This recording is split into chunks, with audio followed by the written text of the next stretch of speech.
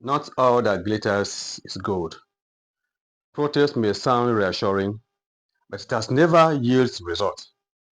The more reason why negotiation must prevail in the free Nnamdi Kanu agitation. The ongoing agitation for the release of Mazi Nnamdi Kanu has once again resurfaced on the streets with protesters across parts of the southeast and the Federal Capital Territory, Abuja, insisting on his unconditional freedom. What began years ago as a call for justice and fair hearing has slowly evolved into a clash of wills between desperate citizens seeking redress and a government relying on clampdown and force to maintain control over the situation.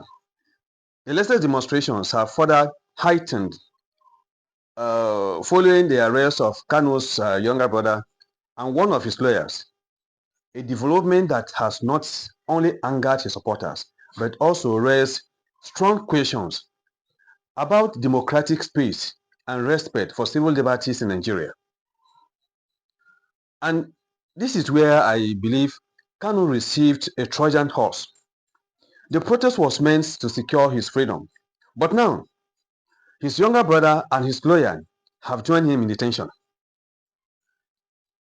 This is where the concept was misconceived. Shouldn't those two individuals be excused from protest? Were they not supposed to be excused? Knowing their importance in the struggle for his freedom. Barrister Aloy Ejemako is the lead counsel of Kanu's defense team, and his younger brother is the one that should run around for necessary contact and negotiations as his case tightens. Now look at the situation. Kanu has been given just 6 days to open and close his defense, starting from 24th of October 2025, that is in 3 days' time. And both his brother and lawyer are now detained. And I believe from this aspect, from this situation, you should understand where I'm coming from. This reminds me of a Chinese film video that I watched some time ago. The student wanted to follow his kung fu master into the enemy's enclave, but the master blocked him and asked, "You want to follow me? If we both enter and the door shut behind us, who will call for backup to rescue us?" You don't just put all your eggs in one basket. Shouldn't the lawyer be preparing for to open their defense in court in the next 3 or so days? That is the more reason why he should have been excused. Take it or leave it. If Nnamdi Kanu is not released, but still made to open his defense in 3 days' time after this protest, then to me, the protest is more of a curse than a blessing. That is my own opinion. You have your own opinion, but you can share it in the comment section. In the video I posted yesterday, I said people should watch and learn something. I stress on why Shore and some other people were able to escape, why Kanu's younger brother and the lawyer were arrested. Watch that video, watch the parts where I may even post part of it here, and you will see. Watch the part of it. From the video, you can see when security forces started arriving and how they positioned their vehicles so strategic to round up the protesters. It is those who walked out of that trap that were able to escape easily when the security personnel started shooting. If you watch that very video, you even see where either consciously or unconsciously, Showaway was walking away. I give this analysis because yesterday's protest is not the first and will never be the last in Nigeria's democratic process. You may find yourself in similar situations. What will you do? That is why I say you should have something to learn from that video. Share and subscribe to Newsrep for more unbiased analysis. After watching this video, definitely there must be something to take home. C'est tout dur, Kain.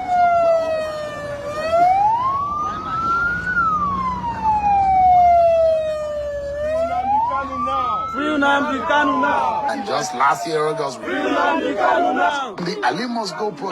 Free Nnamdi Kanu now. Free Nnamdi Kanu now. Free Nnamdi Kanu now. Free Nnamdi Kanu now. Free Nnamdi Kanu now. Free Nnamdi Kanu now. Free Nnamdi Kanu now. And just Free Nnamdi Kanu now. Nnamdi Kanu now. Free Nnamdi Kanu now. Free Nnamdi Kanu now. Free Nnamdi Kanu now. Free Nnamdi Kanu now. Free Nnamdi Kanu now. Free Nnamdi Kanu now. Free Nnamdi Kanu now. Free Nnamdi Kanu now. Free Nnamdi Kanu now. Free Nnamdi Kanu now. Don't take us off. Free Nnamdi Kanu now. Don't take us off. Don't take us off.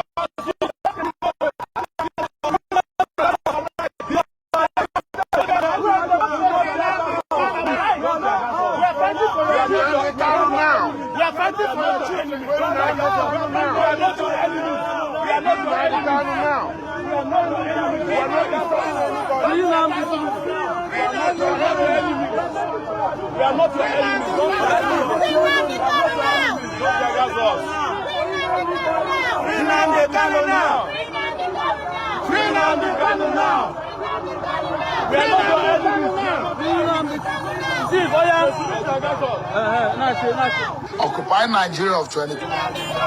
So one of the biggest in recent history, the NSAS movement of 2020. Nnamdi Kanu now. Cannot stop us. Nnamdi Kanu now. Nnamdi Kanu now. Nnamdi Kanu now. Nnamdi Kanu now. And just last year, August, we saw what happened on the street. The Ali must go protocol. They are shooting. They are shooting. They are shooting. They are shooting. They are shooting. They are shooting. They are shooting. The arrest of Kanu's younger brother and his lawyer has become a major flashpoint in the agitation. These arrests are widely seen as intimidation tactics meant to cripple advocacy and silence those ones who are calling for this thing. So arresting his family members and legal representative is a way of crackdown. It's a clamping down, deliberately to choke off institutional channels through which grievances should ordinarily be ventilated. It is not good for our democracy. However, yesterday's protest brought setbacks to many innocent people as well, who were out there for their legitimate businesses. Watch some clips here. You see the kind of hold up it created, the kind of problem that this very protest brought about. Among those trapped in the hold up are those whose conditions required emergency response. There are those whose livelihood were cut short. And there are those whose vehicles broke down as a result of that situation. But due to the news of the protest that is supposed to happen today for Nnamdi Kanu, headed by Showere, they have decided that they are blocking the road and won't be able to go to work. They have been on this traffic even before 6 a.m. This is almost 6:30 now, and nothing is happening. It's not moving. This is our reality this morning. So sad. And where they put this roadblock is not even where anybody can turn. Nobody can turn back. Nobody can move forward. And just ahead, there's a roundabout where they would have put this roadblock at least after the roundabout, so that whoever wants to turn can start turning back. This is it. Monday morning, people going to work. I don't know how long this line is, but I can bet you it's very long. This is the axis that carries people from Ushafa, Wari, Duse into town. So that's 3 big communities, and people are heading to work in the morning. This is the reality that we are facing this morning. So sad. I'm supposed to be on air this morning. I've been on this road before 6 a.m. Supposed to be in the studio before 6 a.m. to do my show and give the updates. But little did I know that this is what I was going to experience, and now I'm stuck. I can't go to the studio. I can't do anything. This is the story of my life now. I don't even know what to say. This is just a clear example of Nigeria happening to you. Yes. And Nigeria has happened to thousands of people this morning. I can tell you there are already thousands of people here right now. We can't turn back, we can't move forward. This is the reality right now.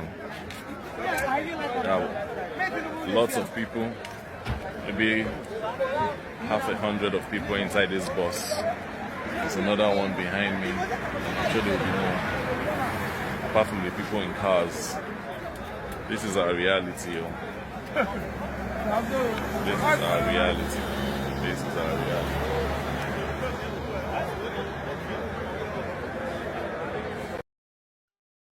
That is what this thing brought to ordinary Nigerians. The government continued use of security forces to clamp down on peaceful protesters also paints a disturbing picture of intolerance from the side of a government.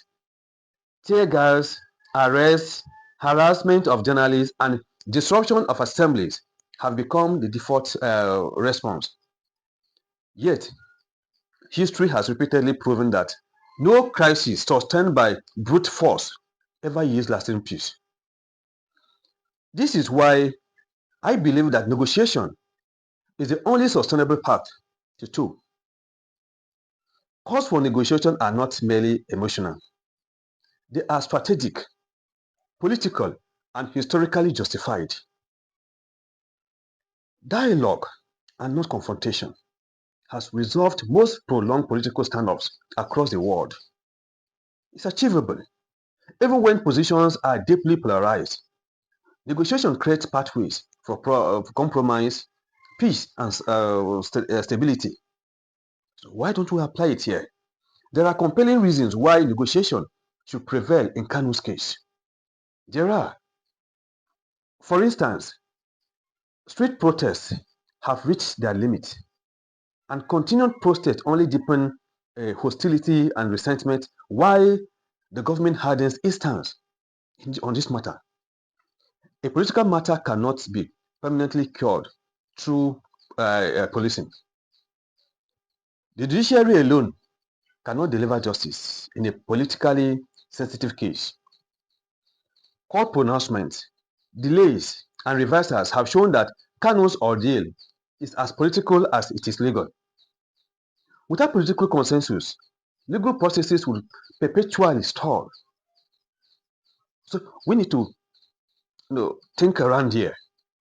The region is bleeding socially and economically. Take it or leave it. Each protest and the ensuing security crackdown worsens fear, tension, and economic paralysis in the southeast. The streets cannot deliver what only a round table can. It's not possible. Dialogue respects human rights and prevents escalation. So why don't we try it? Negotiation acknowledges the grievances of citizens while preventing the kind of violent escalation that has marred previous crises like the NSAS. And remember, yesterday was even the anniversary. Coincidentally, Showore and other concerned Nigerians have met their mark. Let the governors and leaders of that region be allowed to continue negotiations. The Abia State governor told us in one of the videos I posted, he said that they are engaging with the president. Let the top level engagement continue. It's my opinion. Security forces may disperse protesters, but they cannot disperse underlying grievances. Suppression is not peace. It is only silence under fear.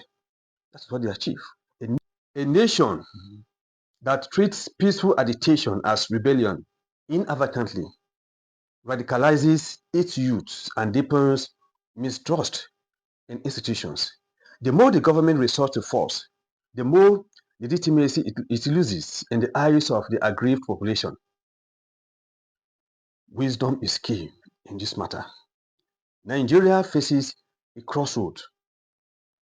Either continue on the path of confrontation or embrace dialogue as a path to healing. The continued arrest of family members and legal representatives shows a disturbing drift towards authoritarianism. Why the clampdown on protesters reveals a shrinking democratic space. Negotiation is not a sign of weakness. It is a tool of statesmanship. And until political dialogue replaces force, peace in the Southeast will remain fragile. And the agitation for Kanu's freedom will continue to be a recurring national challenge. Only through sincere engagement can Nigeria begin to heal the wounds of distrust and pave the way for justice that is both real and restorative. Thank you.